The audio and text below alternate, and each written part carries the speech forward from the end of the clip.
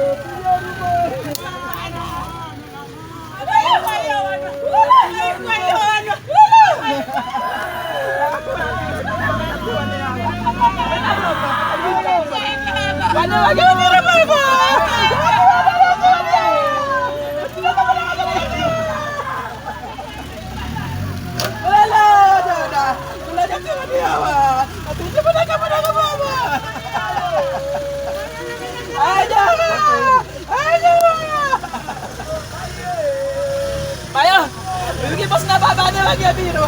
Pagbipas na may nababa.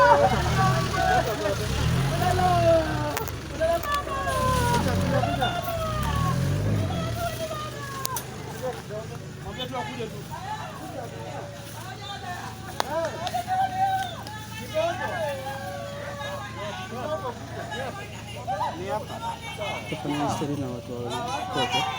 Kuna mama alipokoti ya walikuwa na kumanana. Sawa, mmoja alikuwa pia kuna mama pia alipokoti amefanya mchezo mpaka Nairobi. Sio msikaribie. Baba nilikuwa wewe. Baba mbona usiku hivi baba? Baba mbona usiku? Baba kwa hivi baba. Baba kwa hivi baba. Baba kwa hivi baba. Baba kwa hivi baba. Baba wala sikuoni wano. Baba wala sikuoni baba. Baba. Baba hiyo wano. Mama ya.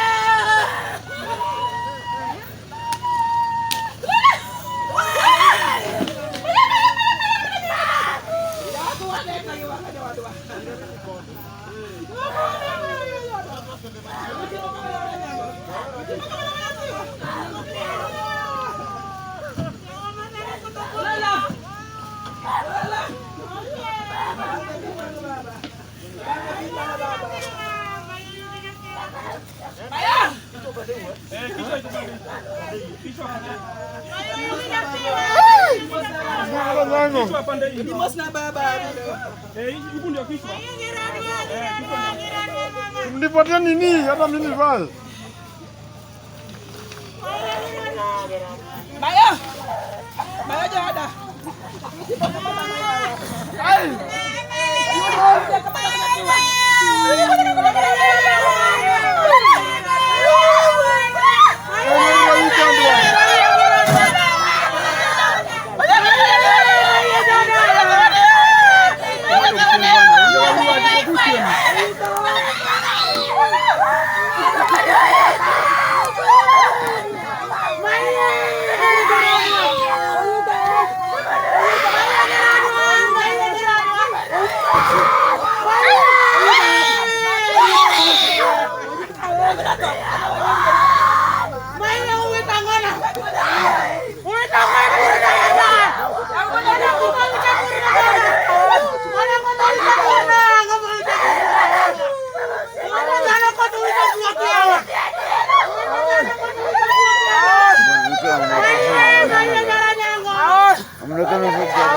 public health and sensitivity to the dead are concerned.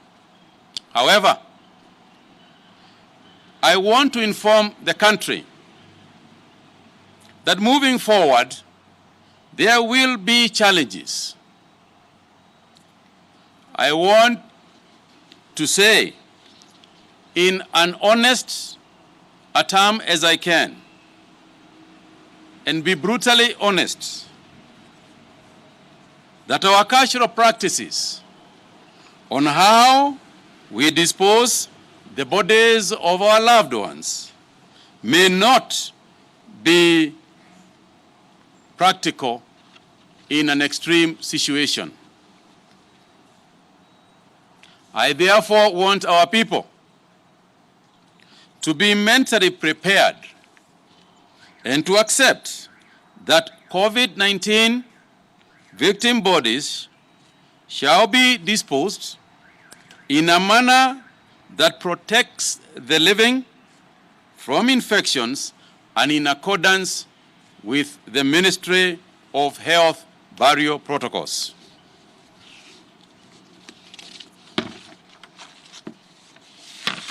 In addition to that, I would like, on a separate matter, to send in an increased appeal to our employers and to ask them to treat their employees in a humane manner. We have situations, for example, where employees have been sent home on unpaid leave. I appeal to the employers, even if you cannot be able to pay the full salaries that people earn, please consider supporting at least for minimum requirements of the household. Consider supporting your employees so that at least they can be able to put a meal on the table. I also appeal to those people, for instance, in fraternities that hire people on a temporary basis. For example, the golfers who employ thousands of caddies. I implore you to think about the caddies even when they are at home. Consider, and I know some people are already doing this, some golf clubs and other institutions are already doing this.